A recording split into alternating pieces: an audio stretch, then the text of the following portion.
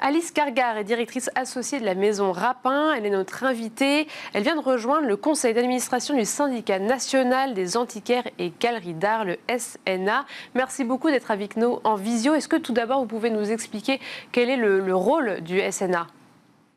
Bonjour, merci à vous de me recevoir. Le rôle du SNA, c'est vraiment de pouvoir regrouper les professionnels de notre milieu et de pouvoir offrir une instance qui va pouvoir les représenter et défendre leurs intérêts et aussi être à l'écoute des difficultés qu'ils peuvent rencontrer pour pouvoir ensuite justement les représenter et les accompagner dans leur travail au quotidien et dans l'évolution de ce métier qui change beaucoup. Est-ce que vous pouvez nous dire pourquoi est-ce qu'il a été jugé nécessaire d'augmenter le nombre de personnes présentes au sein du conseil d'administration ? Alors, il y a eu une augmentation, mais il y a aussi eu un changement. Certaines personnes qui étaient déjà membres ont laissé aussi leur place pour pouvoir justement renouveler l'approche qu'on pouvait avoir du SNA, apporter des profils nouveaux, parfois un peu plus jeunes, qui vont pouvoir aussi apporter un œil différent, des connaissances différentes sur des questions pour mieux accompagner les professionnels face aux enjeux d'aujourd'hui. Oui, justement, vous parlez d'un nouveau regard. Donc vous, en tant que galeriste peut-être plus jeune au sein de ce conseil, quelles seront vos fonctions ? Est-ce qu'il y a un sujet sur lequel vous allez travailler particulièrement ?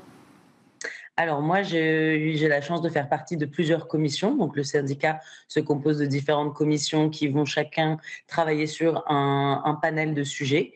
Donc j'ai intégré la commission juridique et fiscale parce que j'ai certaines compétences en fiscalité du marché de l'art qui permettent aussi donc de participer à la réflexion sur les sujets, notamment des normes nouvelles qui sont imposées aux professionnels de notre milieu, et également la commission communication.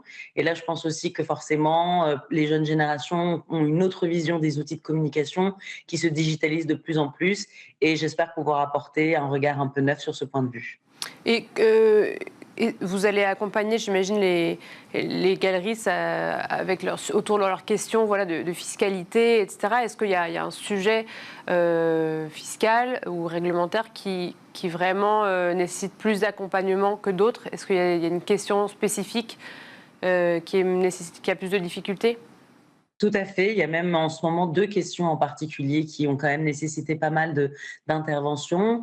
On peut parler de la question de la réglementation contre la lutte contre le blanchiment d'argent et le financement du terrorisme, qui impose à plusieurs secteurs, dont les professionnels du marché de l'art, une réglementation assez précise pour contrôler les flux monétaires et qui engendre donc des vrais systèmes à mettre en place en interne par les marchands. Et le SNA a vraiment proposé à la fois des explications, mais aussi des formations pour accompagner les marchands dans la compréhension des nouveaux systèmes et éviter qu'ils puissent commettre ensuite des écueils dans l'application de cette réglementation, permettre qu'ils aient vraiment tous les outils en main pour pouvoir comprendre et appréhender au mieux ces nouvelles réglementations. On peut aussi parler des réglementations sur l'importation et l'exportation des biens culturels qui vont rentrer aussi en application en 2025 et qui vont apporter beaucoup de nouveautés, notamment pour les professionnels qui travaillent avec l'archéologie, euh, qui va comporter donc des nouvelles réglementations et qui va rajouter des challenges aux professionnels de ce milieu. Eh bien, merci beaucoup pour vos réponses, Alice Cargard. Je rappelle que vous êtes directrice associée de la Maison Rapin. Et tout de suite, on passe à l'interview de la semaine.